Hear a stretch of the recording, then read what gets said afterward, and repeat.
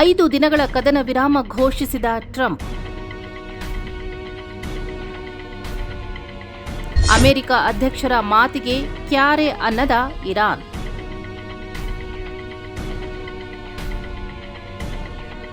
ಓಡಿ ಹೋದ ದೊಡ್ಡಣ್ಣ ಅಂತ ಟೆಹರಾನ್ ಟೈಮ್ಸ್ ವ್ಯಂಗ್ಯ.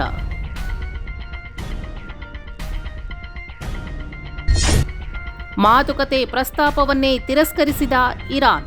ಅಮೆರಿಕದ ಅಧ್ಯಕ್ಷ ಡೊನಾಲ್ಡ್ ಟ್ರಂಪ್ ಈಗ ಅಕ್ಷರಶಃ ಇಕ್ಕಟ್ಟಿಗೆ ಸಿಲುಕಿದ್ದಾರೆ.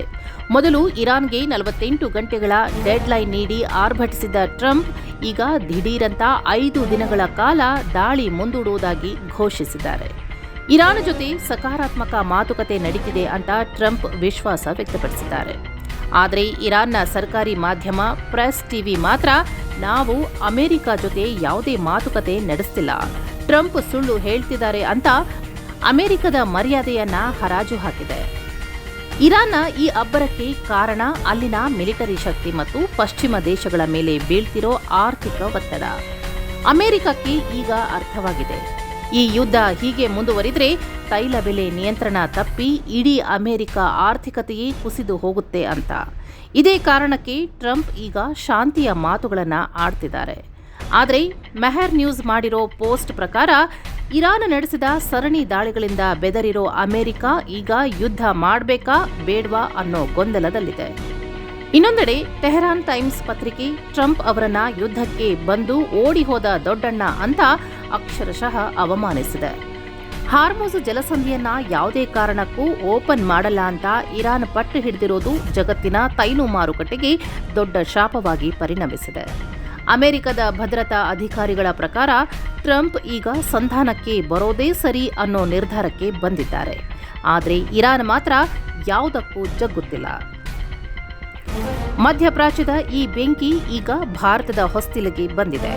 ಪ್ರಧಾನಿ ಮೋದಿ ಲೋಕಸಭೆಯಲ್ಲಿ ಇದೇ ಮೊದಲ ಬಾರಿಗೆ ಈ ಬಿಕ್ಕಟ್ಟಿನ ಬಗ್ಗೆ ಕಳವಳ ವ್ಯಕ್ತಪಡಿಸಿದ್ದಾರೆ. ಪಶ್ಚಿಮ ಏಷ್ಯಾದ ಸಂಘರ್ಷ ಭಾರತಕ್ಕೆ ಅಭೂತಪೂರ್ವ ಸವಾಲುಗಳನ್ನು ತಂದಿಟ್ಟಿದೆ. ನಾವು ಎಲ್ಲದಕ್ಕೂ ಸಜ್ಜಾಗಬೇಕು ಅಂತ ಮೋದಿ ದೇಶದ ಜನತೆಗೆ ಕರೆ ನೀಡಿದ್ದಾರೆ. ಭಾರತದ ಇಂಧನ ಭದ್ರತೆ ಈಗ ಅತಂತ್ರ ಸ್ಥಿತಿಯಲ್ಲಿದೆ ಅನ್ನೋದನ್ನ ಪ್ರಧಾನಿ ನೇರವಾಗಿಯೇ ಒಪ್ಪಿಕೊಂಡಿದ್ದಾರೆ. ಭಾರತ ತನಗೆ ಬೇಕಾದ 60% ಎಲ್ಪಿಜಿಯನ್ನ ವಿದೇಶದಿಂದಲೇ ಆಮದು ಮಾಡಿಕೊಳ್ಳುತ್ತೆ. ಈಗಿನ ಯುದ್ಧದ ವಾತಾವರಣದಿಂದಾಗಿ ಗ್ಯಾಸ್ ಮತ್ತು ಪೆಟ್ರೋಲ್ ಪೂರೈಕೆಯಲ್ಲಿ ವ್ಯತ್ಯಯ ಉಂಟಾಗುವ ಭೀತಿ ಇದೆ.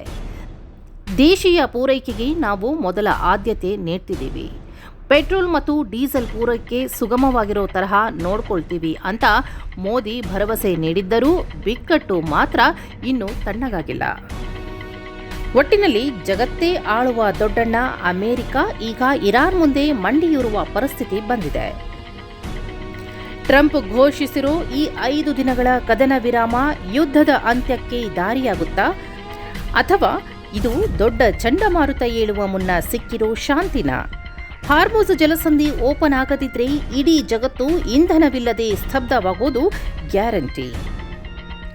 ಸದ್ಯಕ್ಕಂತೂ ಇರಾನ್ ಮೊಂಡುತನ ಮತ್ತು ಅಮೆರಿಕದ ಹತಾಶೆ ಜಗತ್ತನ್ನ ಆತಂಕದ ತುದಿಯಲ್ಲಿ ನಿಲ್ಲಿಸಿದೆ.